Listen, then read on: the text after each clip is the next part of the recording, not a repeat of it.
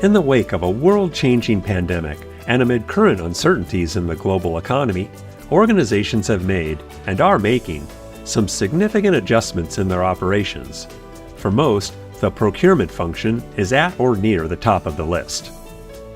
The changes are critical for procurement leaders to navigate and manage as global supply challenges become more complex, and they, like other leaders, continue to grapple with technology, talent, and skills shortages. This is Kevin Donahue, Senior Director with Protiviti, welcoming you to a new edition of Powerful Insights. There is a proven solution to address these challenges, something we refer to as procurement as a service. I talked with two of Protiviti's procurement experts, Monk and Holly Lindstrom, about the challenges procurement groups are facing today and how this approach can help. Chris, a managing director, and Holly, a director, are leaders in Protiviti's Sourcing and Procurement Transformation Group. Holly, it is great to speak with you today. Thanks, you as well. And Chris, thanks for joining me. Thanks for having me, Kevin. Chris, let me ask you my first question here. As indicated in our top risk study that we conducted with NC State University's ERM initiative, there are a number of things that consistently rank among the top risks in the boardroom and across the C-suite. They include the increasing cost of labor and its impact on profitability, the adoption of digital technologies that may require or likely require new skills that are in short supply, and managing employee expectations around a hybrid work environment. Chris, if you look just at the CFO view of this, are you seeing any differences in what CFOs are concerned about when it comes to things like labor and the pool of skills available? Yeah, thanks, Kevin. It's a good question. I think from a CFO perspective, very similar to what we see with CEOs and board members. There's a range of people, talent, and cultural issues that really are at the top of the risk list for organizations. Near term, next 12 months, but then also looking beyond that. The people and culture related challenges, they definitely come in many forms. Most notably, in the face of some of the challenges noted, I think what we're seeing is CFUs view that resistance to change throughout the workforce as an obstacle into performance and success, and just frankly dealing with the labor side of things. One thing that can lead to strategic failures, as an example. So in the era of rapid change, not only on the people side, but as we see the impact of digital technology, of AI, and more emerging capabilities and skills, that risk points to a need certainly for trust, for transparency, and effective strategic communications. On the people-related side and priorities from a CFO perspective, certainly relates to not only attracting but retaining that top talent amidst not only the rising labor cost but competitive labor market. Challenges that CFO believe may limit their organization's ability to really hit those goals while continuing to meet profitability targets. From a technology perspective, I think CFOs recognize the adoption and the optimization of those emerging technologies that I mentioned really are hinging on the organization's access to these new skills that, as I said, are certainly in short supply and require probably an upskilling of what they currently have within the organization and reskilling those existing employees. And then when you translate that into things around, let's say, supply chain uncertainty, which has been the top of headlines and boards and newspapers, really since the start of the pandemic, that viability of key suppliers, the unpredictable transportation, supply chain issues, and just really the overall kind of resilience and reliability, that also requires additional resources. In some cases, flexing up in those resources, both skills and capacity, in areas that may not be a permanent fixture once the technology and those capabilities kind of catch up, and really look to provide some of that visibility over the supply chain and get to things like more automated warning, early detection systems, and things like that. So I think just to round out that point, When we ask the same group of executives about the anticipated risk profile, in every case, the year-over-year impact for the next 10 years is expected to increase. So what does that mean? Things that are not going away for a while and they need to be dealt with.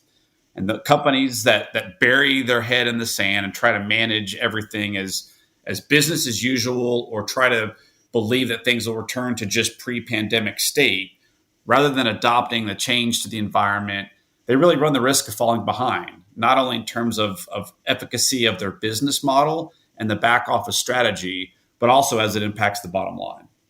That's great, Chris. Holly, I wanted to ask you, just from your perspective and working with so many different organizations and your clients on a regular basis, are you seeing day to day these challenges in terms of skills development and bringing in new technologies and the like from the CFO's perspective?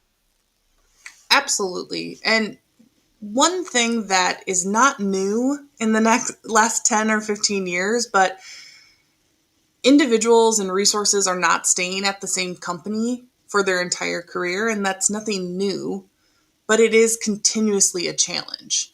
So when different technologies are being used at different organizations, maybe something that is niche or something that is highly customized, and then you spend time and effort training your resources to potentially leave within a year, 2 years, 5 years, there's a very different way of how do you manage to retain those resources because of the time and energy that goes into understanding how they fit within your organization and the technology you use.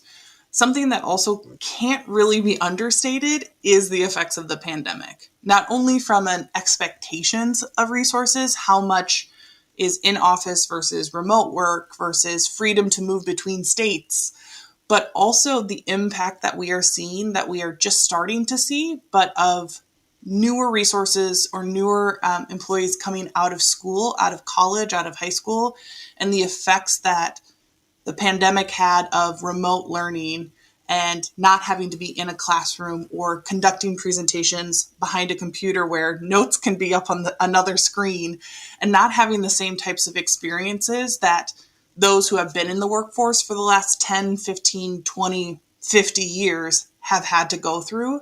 So we're seeing the learning curve of new employees coming into organizations be much steeper than they have in past generations or past years.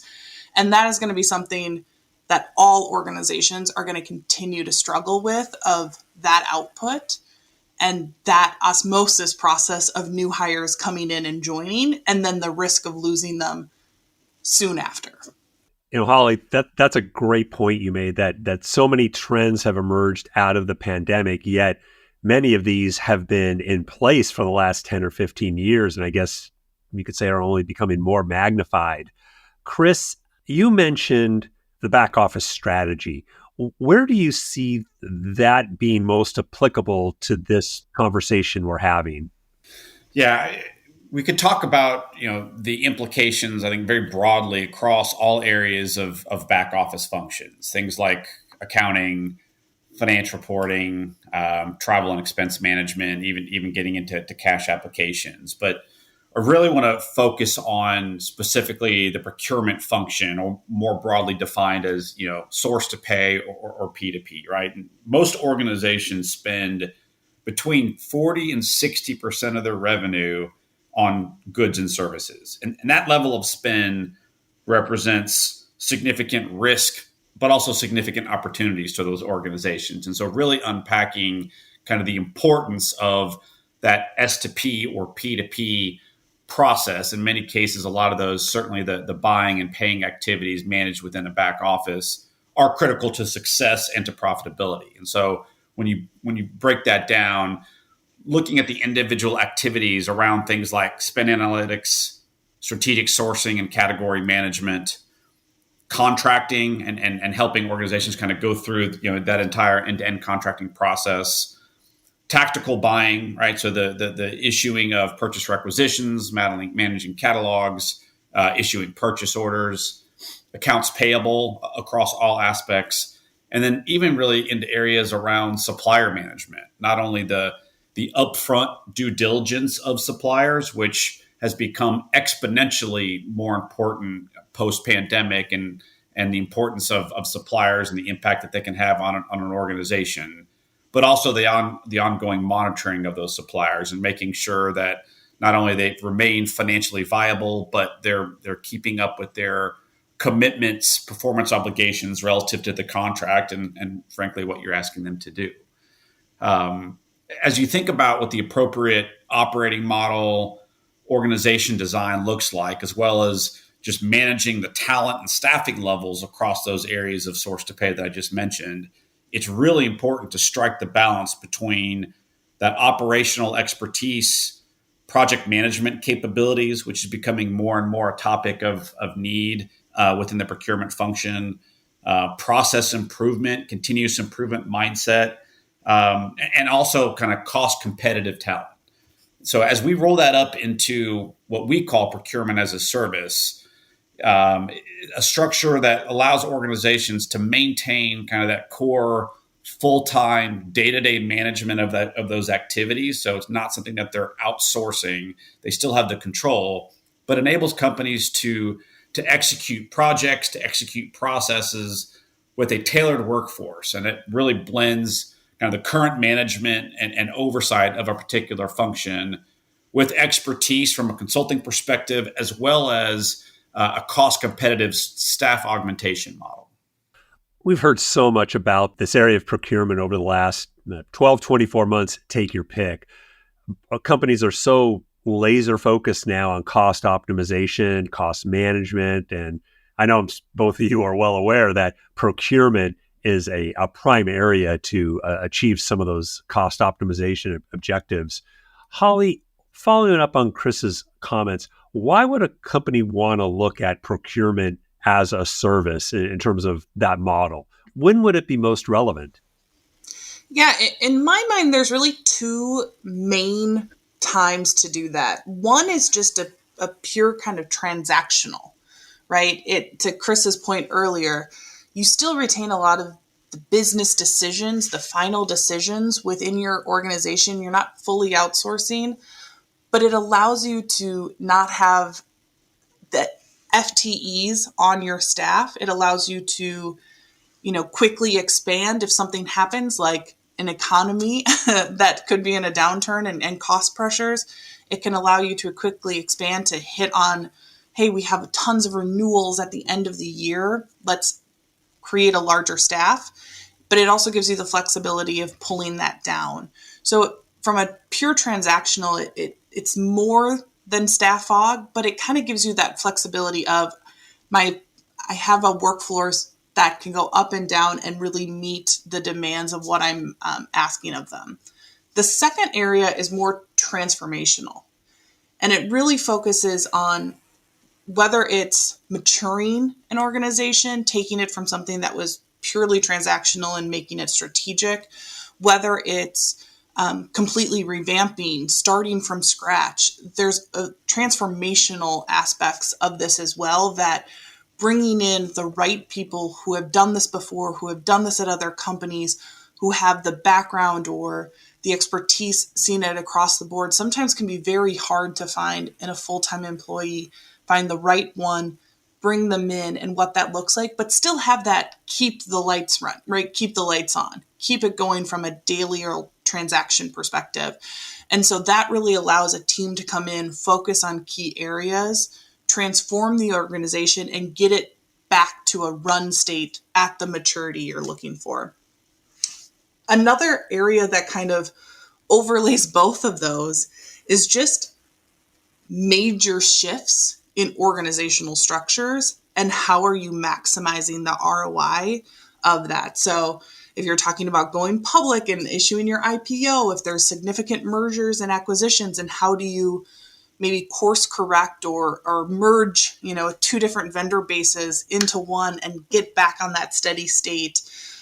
If you have ownership change or backfilling resources or any kind of one of those structural changes, it also allows you the flexibility and bringing in the right people, the right talent with the right tools behind the scenes to get the job done without skipping a beat. Chris, I wanted to give you a chance to chime in on this as well, either in terms of transitioning operations, transforming them. Same question I asked Holly before. What are you seeing, some of the things you're seeing in the market day to day in your work with clients and different organizations? A lot of it comes back to a concept that was really foreign to me a couple of years ago, but just the concept of the gig economy, and a lot of individuals, gravitating towards that framework where it is more staff augmentation, project oriented, and I think companies are starting to see that and take advantage of it. Just to kind of pile on to some of Holly's points, there are opportunities where you need to either upskill the organization, and it may be a temporary upskill, right? It may be in the face of a transaction from an M&A perspective. It may be from a project that you're wanting to increase your capabilities, your level of maturity, but leveraging that gig economy to upskill the organization on a short-term or temporary basis. Obviously, you have the ability to make that more of a full-time thing. So there's the skilling aspect. There's the surge capacity. I have a greater demand right now, and I need to staff for that, but I don't want to staff permanently. And I think those nuances have always been there, but organizations are becoming more comfortable using those as levers to manage their day-to-day volume, skill, and talent needs. I truly appreciate the insights both of you have shared today. This has been a great conversation. I'll remind our audience that you can visit the sourcing and procurement transformation page on the Protiviti website for much more information on these and other areas related to procurement and the supply chain. So, Chris, Holly, I have one more question to pose, and I'll have Holly, I'll have you respond first. There certainly are a broad range of use cases out there. Earlier, I think Chris mentioned that if companies try to continue managing everything with a business as usual mindset, rather than adapting to the changing environment we're in, they run the risk of falling behind. What do you think are some of the things that companies should be targeting to achieve measurable, quantifiable results from this procurement as a service model? Yes. Some of the biggest results we see from our clients or the benefits are really some of the use cases, right, that we pointed out. What are those challenges? And therefore that correlates directly to some of those benefits. So a tailored workforce, one that is either can scale and be brought down kind of at a moment's notice or based on events. I would point to a couple of years ago when the Chinese tariffs came out, and all of a sudden 25% tariffs were added to all goods out of China. Organizations really were thrown for a loop who had significant manufacturing there to say, now what do I do, right? How do I find manufacturers in Vietnam and Indonesia, in the United States?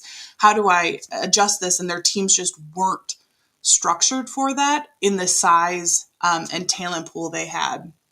The next is really, kind of build off that is the flexibility of that labor, whether it is from numbers, whether it is from specialization, something like benefits, right? Maybe something that you do a significant negotiation only once every 5, 6, 7 years. And then it's extensions and making sure moving with inflation and different kind of market aspects. But maybe that's only someone specialized that you need to come into your organization once every 5 or 7 years. It's not someone you need full time, but it is an expertise you need. Really optimizing just costing structure in general. The one of the best things about procurement as a service is the ROI is attached to it. Usually organizations can see an incredibly clear-cut ROI for the dollars going out the door for that service versus the dollars saved or retained by having that service. So it's a really great opportunity for C-suite to see that true ROI, and then it helps drive that behaviors within organizations.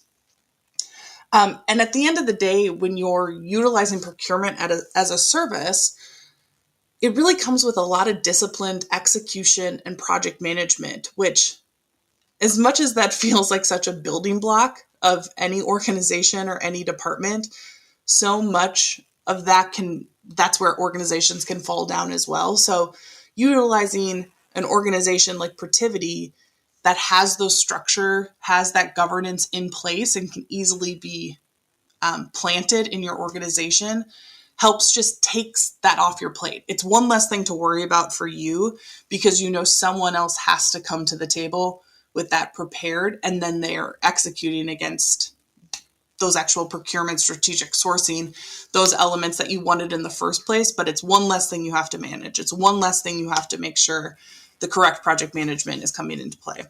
And Chris, closing thoughts from you? Yeah, a couple points. And where the need for something like procurement as a service arises can vary widely, right? A lot of times it starts with something as simple as just paying and accounts payable, right? A backlog, growing, aging invoices, very manual processes, all the way to the need to go source a new category. Holly mentioned benefits as an example, a highly specialized, unique category that you may not have to source frequently. And so just understanding kind of the end-to-end points of view and kind of the barriers that organizations may have internally to move forward. I think another key point was the positive ROI that an organization should expect from their procurement function. If done right, it should be contributing to profitability and dropping to the bottom line, whether it's savings, cost avoidance, frankly, helping with scale and moving organizations into new markets and advancing. So there's a lot of things that are an outgrowth of this, but again, a lot of times that pain can show up as a very short-term tactical. I've got a growing backlog of invoices or a backlog of RFPs and bids that need to go out the door, and so kind of linking all those together. Another point I'd reiterate is just leveraging kind of that blend of consulting and staff augmentation that doesn't have to be a permanent solution, but can be just a shot in the arm that organizations need to kind of get over the hump. And then finally, and this is something that is evolving literally on a daily basis, but the upskilling needed with some of the digital and automation tools that are out there, and most recently, just the concept of AI, right? And how are we leveraging artificial intelligence within sourcing, category management, procurement, and accounts payable? And that's a skill set that most organizations likely don't have within their talent pool. And so finding ways to tap into the market on a near-term temporary basis to be able to drive some of that benefits across that source to pay or P2P function is something that they really should be considering.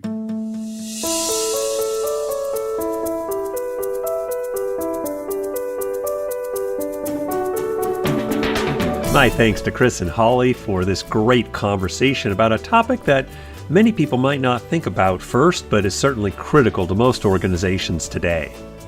They highlighted a couple of things that really stood out to me. First, these are pandemic-driven trends and even more recently, global economy uncertainty trends, but they also have been in place for the last 10 to 15 years.